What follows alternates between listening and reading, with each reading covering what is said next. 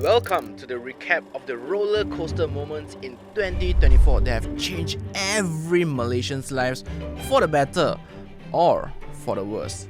Let's dive into it. 2024 started with us crying in Malaysian Ringgit, or maybe for some, laughing in US dollar because our Ringgit was struggling so badly. It hit a 26-year low of 4 Ringgit 79 cents against the US dollar and a record low of 3 Ringgit 54 cents against the Singapore dollar. But September happened. Suddenly, the Ringgit became headline news again because at one point, the Ringgit surged to 4 Ringgit and 12 cents against the US dollar as the US Fed started lowering their interest rates, while Bank Negara Malaysia maintained its OPR at 3.0%. Now, the Ringgit is back at a level of around 4 Ringgit 40 cents as of the recording of this video, slightly better than at the start of the year, and a stronger Ringgit could mean cheaper imported goods overall.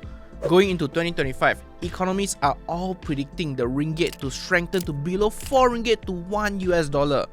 Is it possible? Well, let's see. At the end of February, the financial landscape in Malaysia changed forever. Moomoo, a stockbroker with a Nasdaq-listed parent company, Futu Holdings Limited, obtained the full license from Securities Commission Malaysia (SC) and officially launched their investment super app over here. While this is not really an economic event, I think their impact on Malaysians' awareness on finance and investment cannot be understated. Yes, this video is sponsored by Moomoo, but that doesn't change the fact that their offerings were nothing short of phenomenal and it blew all their competitors out of the water. A minimal fee of 3 Ringgit per trade in Bursa Malaysia, less than 1 US dollar per trade for the US market, easy access to regulated money market funds with generous rates, coupled with a super app that is packed with free tools and features such as a one-stop IPO experience, a 24-hour auto-you Cash Plus account, automated US stock regular savings plan, and they are also the first US stock options trading platform licensed in Malaysia. These are all on top of their generous sign-up rewards and seasonal campaigns, and in fact, they are now back with their free Apple share campaign.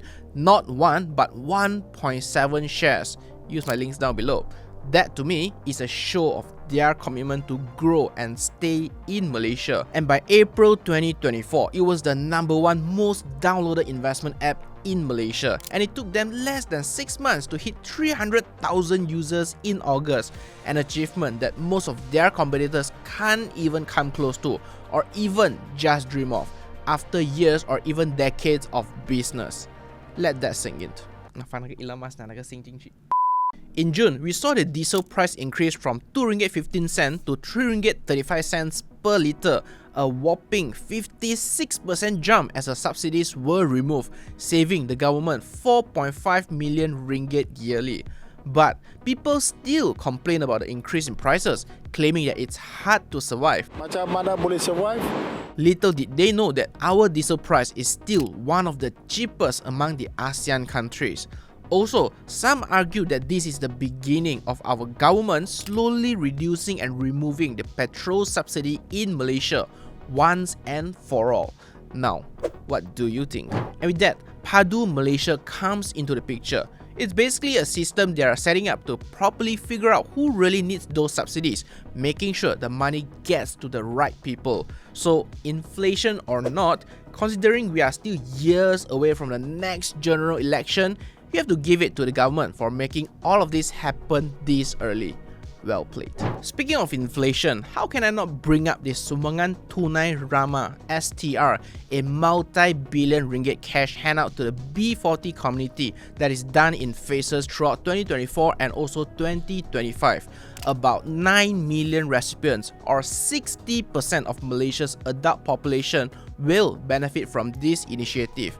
Depending on their income bracket, each eligible household would receive up to 2,500 ringgit annually. This, combined with the Sumbangan Asas Rumah Sara, our government has actually upped their allocation to 13 billion ringgit under budget 2025, or about 3% of the total 421 billion ringgit budget. That's a lot of money injected into the economy. Now you know where the price inflation comes from. And on the topic of money, since we are here, finally, in 2024, digital banks are here. 2 years ago, Bank Negara Malaysia awarded 5 digital bank licenses, 3 conventional and 2 Islamic. 3 have launched so far, with GX Bank being the first at late 2023, debuted with a 3% per annum savings rate, when the other traditional banks are giving way less than 1%, plus 1% unlimited cashback and integration with the Grab app for more reward points. Malaysians loved it, and this aggressive marketing brought them over 750,000 customers in just 8 months' time. Boost Bank and Aeon Bank then followed suit, with Boost offering slightly better interest at 3.2% per annum and up to 3.6% per annum on its special jars, while Aeon Bank gives a 3% per annum rate and plenty of Aeon points for their shoppers. Slightly inferior, but still very competitive. At the moment, other than the attractive rates, digital banks have almost similar features as the normal banks, but remember, their competitive currency conversion rates have so far beat the hell out of traditional banks. And since they are still within the 3 to 5 years foundational phase, I guess the best has yet to come for us as consumers. And yes, in 2024, one of our videos hit its best view count since we started this channel 4 years ago. If you are one of our viewers, thank you so much for your support. And if you love our content and haven't subscribed yet, you know what to do. Help us get over 100,000 subscribers. Anyway, I digress. Basically, Malaysia's economy is likely to experience a second surge thanks to the massive inflow of foreign investments in data centers and also the semiconductor industry. And this is also partly driven by the introduction of the National Semiconductor Strategy by PMX, a 3-phase plan backed by 25 billion ringgit, aimed at positioning Malaysia as the next global chip hub and moving us up the global value chain. With several targets laid out, the most anticipated one include the government's plan to train and upskill 60,000 high-skilled Malaysian engineers and to establish 10 local companies in design and advanced packaging, key areas in the semiconductor's high value chain. Are we the next Taiwan in the making? Let me know in the comments down below. Now, we have reached the last quarter of 2024 and the spotlight is none other than Budget 2025. I've made a full video covering it before, but if I had to sum it up, B40, biggest winner, M40, nothing substantial, T20, punished. The most controversial policy, the 2% dividend tax on annual dividend income above 100,000 ringgit. While it might be negligible now, it's a mechanism that can be ramped up to tax the rich in the future, and the rich hated it. And oh, did I forget to mention the subsidy cut for T15, increasing the minimum wage by more than 13%, making EPF contribution mandatory for non-citizen workers.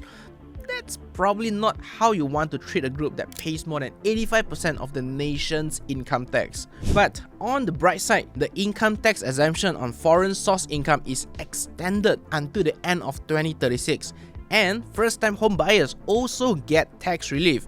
Now, this is good news for many of us. And one more good news for you who are buying your first house soon, the Home Ownership Campaign HOC 2.0, i.e. the 100% stamp duty exemption, is extended until the end of 2025.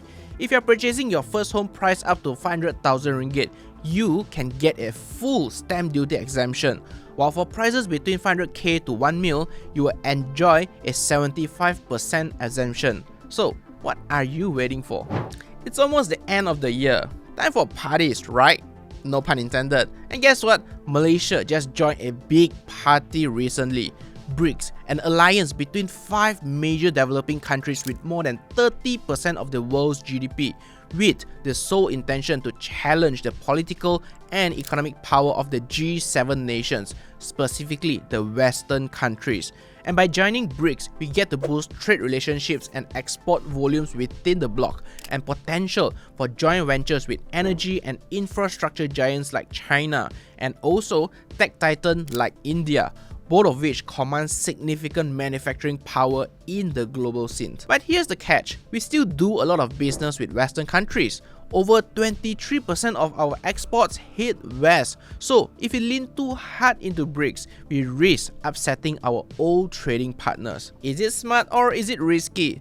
Well, hard to say. Some might call this an anti-West move. See what happened with McDonald's or Starbucks earlier this year? Others might argue it's about time we diversify our trade relationships. What do you think? Let us know in the comments down below.